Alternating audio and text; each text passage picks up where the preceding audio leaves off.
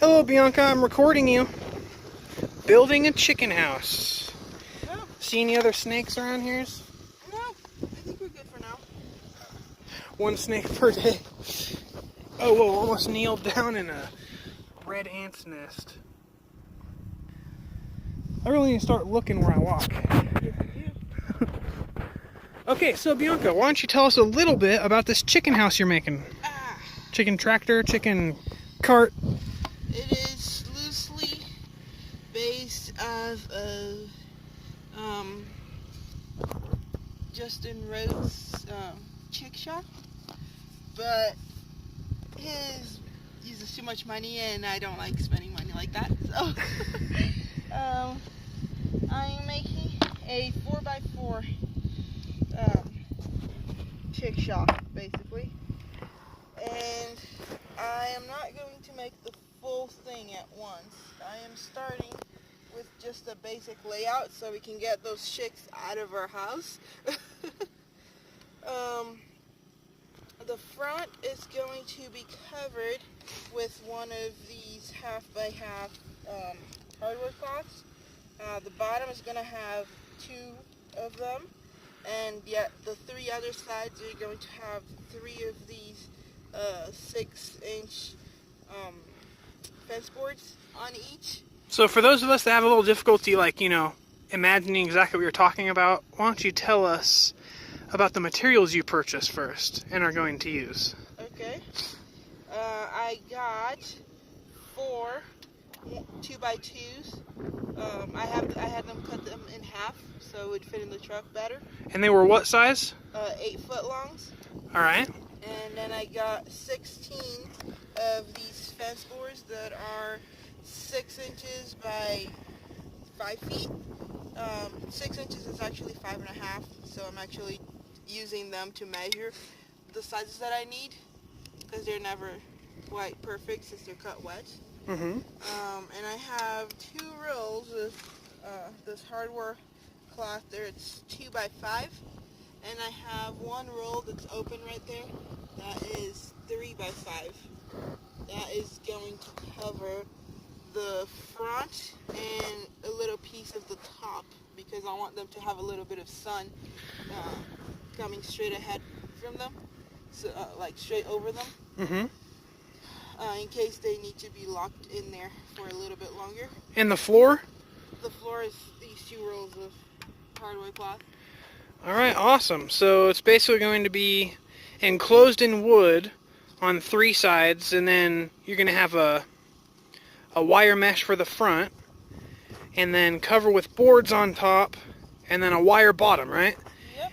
And are you just going to drag it around, or are you going to put wheels on it, or? For right now, I'm going to drag it around, but later I have plans of adding a little, right now it's just going to be a box, basically. And then later on, I have plans of adding wheels, adding a thing so I can pull on it, adding nest boxes, and since they're going to be on wheels, it's going to be lifted, so I'm going to put some runners on the bottom so they can use as their perch. Awesome. All right, well, start cutting and screwing stuff together, and it will take shape. All right, so Bianca's finished cutting most of the pieces. Here's the leftover scraps. We just used our cordless circular saw, which is awesome. We're going through here and going to start to fasten it all together.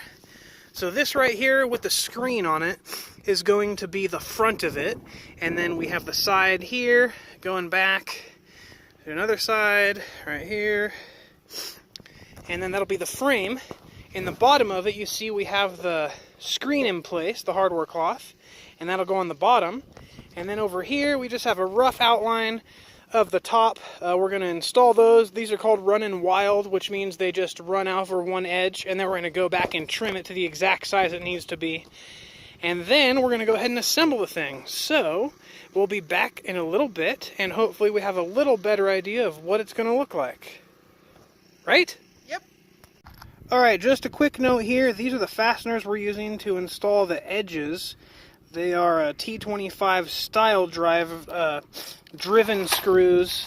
It looks like They're 1 1/4 inch long by 8 gauge. They have this really nice pattern here. They self-tap, so you don't have to really pre-drill, and they're nice. So you can see here that this is about how much leftover we need to have on our screw to make sure it goes through the board and has enough penetrating and holding power in this piece here, and you know, to hold the side on. So that's just a note for you on the type of fasteners we use. I would recommend getting the same kind, as they're really nice.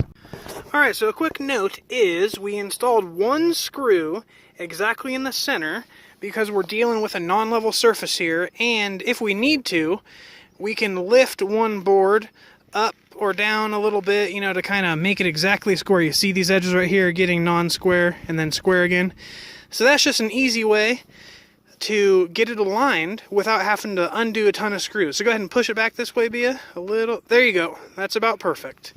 Now we can install the other side, and we'll have ourselves a half of a frame. Alright, so here we are. It's starting to look like an actual, you know, square. So, just little details here on the installation. We are drilling in 2 on the top, 3 in the middle, and 2 on the bottom. Why? Because there's going to be a screw going through here into another member. Yep. So we're going to have to save that space. Also, we're using this drill bit right here to pre-drill. This is it. 3 and 30 seconds. 3:30 seconds.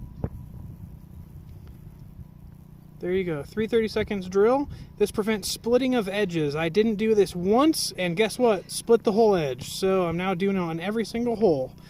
So now we'll be putting this end up and pre-drilling it too.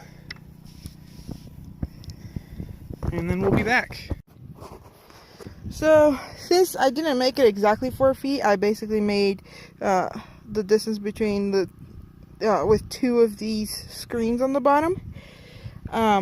These boards that I had them cut at 4 feet, don't necessarily go the full span. So I marked this line right here, and I'm going to make it a different kind of chop. Instead of having 2 shorter and 2 longer, I'm going to have all 4 the same size, and one is going to go here, and then the other one is going to go like staggered. I'll show you later.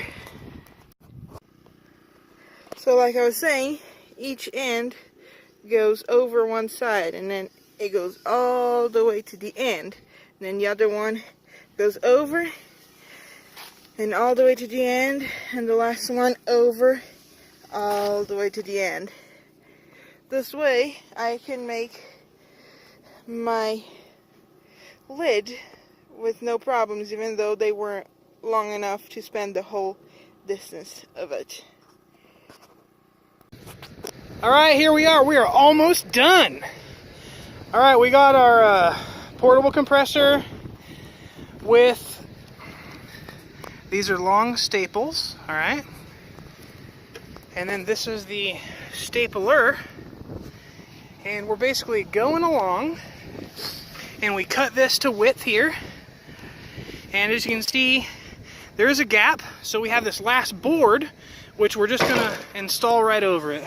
And so you can see there's quite a bit of overlap there. So it'll stop, hopefully, things from getting in.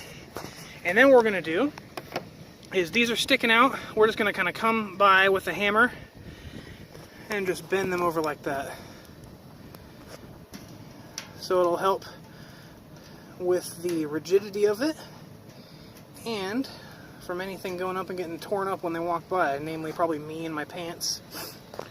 So, here it is. Oh, whoops, my battery pack. Not bad. So now, the only thing left to do is the front. And we're going to take this screen, which is between Bianca's legs there, and install it right here on front.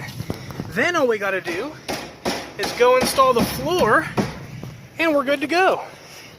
And then our chickens will have a little house. Thank you, compressor. Then our little chickens will have a house that will protect them from the shade and allow it to be moved around. And next time we probably go into town and have some extra cash to throw around, we'll be getting some wheels, and Bianca will be designing the chickshaw part of it. The tractor portion, right, Bia? Yep. So, here we go. Time to finish this thing up. Good morning, everybody. So, exciting news again. Pretty much every day is exciting here, I guess. The chickens are in their new house. If I can figure out how to focus on them exactly. There we go. They're in it, they're loving it. All of them lived through the night. This is the first night that they've been outside since they've been alive. Yes. And they're loving it.